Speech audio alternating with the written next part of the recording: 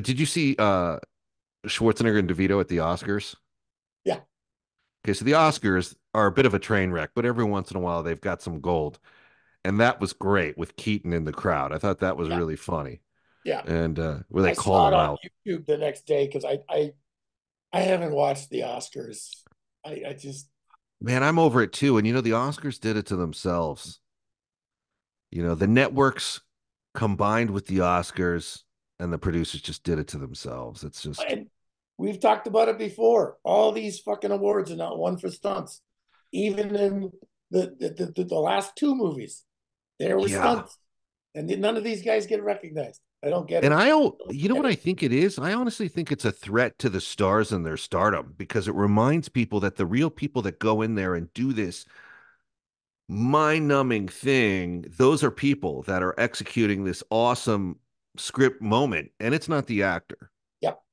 And I think that maybe there's some blowback. I don't know what it is. What they did to a tribute to him this time around, but it was odd. It was like they showed some great stunt work and then said, "We salute you" or something, and I'm like, "What the fuck? Where's the?" I thought like, oh, they're going to surprise us and they're going to suddenly give these guys the honor and respect of a category. And this is the first year they're going to do it. And this is all a surprise. They haven't even bothered to reveal it.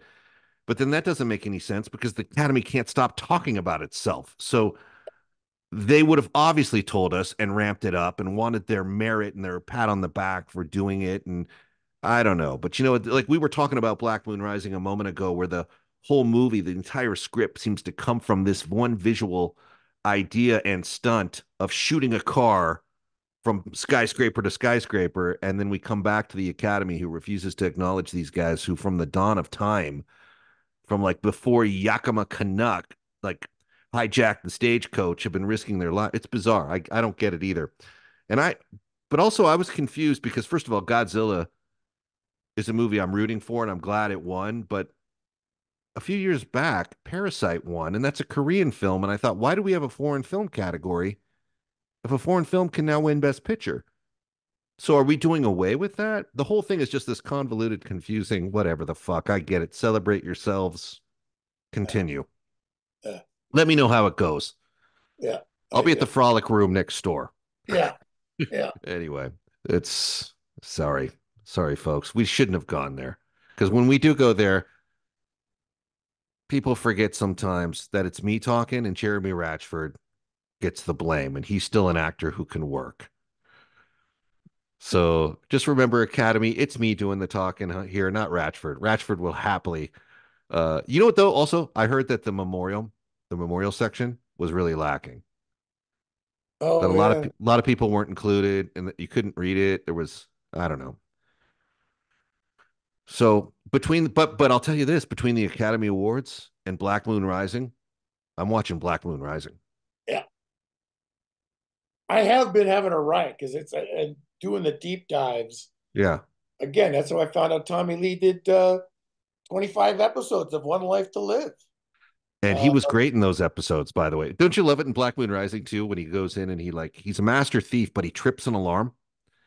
And they do that real good, efficient filmmaking where the camera just shoots down a hall and he steps out.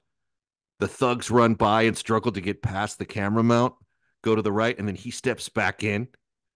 Like we're gonna get it in one, people. We're gonna oh, get it in one. and there's also the little device. Yeah, He's got that device that he puts on things and things light up. You're like, oh, it's the device. yeah, Uh, and then it comes back at the end when he's got the device. Is that how he opens up um yeah, that's the whole the secret parking lot. yeah. Find the secret parking lot. I love those though, but that's Well, I again, blame Star Trek for that, right? Because whenever they wanted to get around and think something in Star Trek, they just had a device that did it. And technology, we don't have any questions. But I love in Black Moon too when they blow the garage door and there's like a cell door that comes down like it's a they said haunted house. it wasn't in it wasn't in the blueprints or something. Yeah, It's like what? was it in the blueprints? And I love that he goes to Keenan Wynn, underappreciated guy, I think, who's dying. He's dying on the job site. And he throws the blueprints open and he's like, "What can you tell me about this?" And That's where you think like this script may have originated with like a real approach to like this whole industry of auto theft where they were trying to break in, use blueprints. And anyway, it's kind of funny. And Keenan Wynn does his, and then Keenan Wynn gets murdered.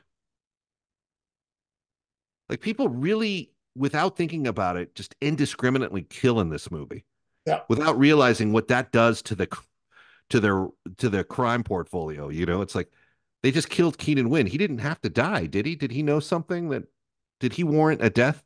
That, Huh. I don't know. I don't know what to make of it. So what? All right. So let's get the final ratings from Jeremy Ratchford. Moving into our final 10 minutes here.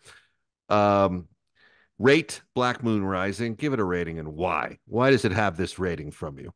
oh gosh, I always get stymied with these questions because I'm not really, I don't look at things this way.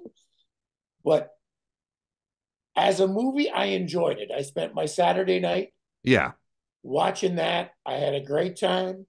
One of the things, like, I get to fall in love with Linda Hamilton again and again. And um, I think what you just triggered a couple seconds ago, like the whole opening of the John Wick with John Leguizamo uh, in that chop shop. So there's always um, mystery and intrigue with stolen cars, and like again, that's what this is. It's the building. It's got the fake garage door opening, and then you got a Mm, whole machine underneath. When you pick it apart, they've got cars on the top of a skyscraper. They own the other skyscraper, and that's how they get in and go across. Like but it's all. And again, if you like, I like those Pink Panther things. I like me breaking too. Me into the too. unbreakable place. So it had that, and as much Tommy Lee, man, he plays that guy that's just so like, ugh, Yeah.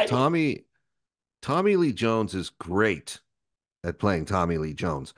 And yeah, it's true. These guys would probably make more money in their real estate developments looking at these buildings than they would in their auto theft ring. But whatever. I like this stuff too. It doesn't all have to make sense for me to enjoy it. It's like I know the cool thing is to pick things apart, and we are doing some of that. But realistically, I feel like this was probably, if I remember right, a fun movie at the time. It doesn't quite hold up, to be totally I honest. also, again, I think the artistry, if I can say it this way, but the shots outside her lair, I guess that's the best way to put it because it was her lair, but they were from well across the street.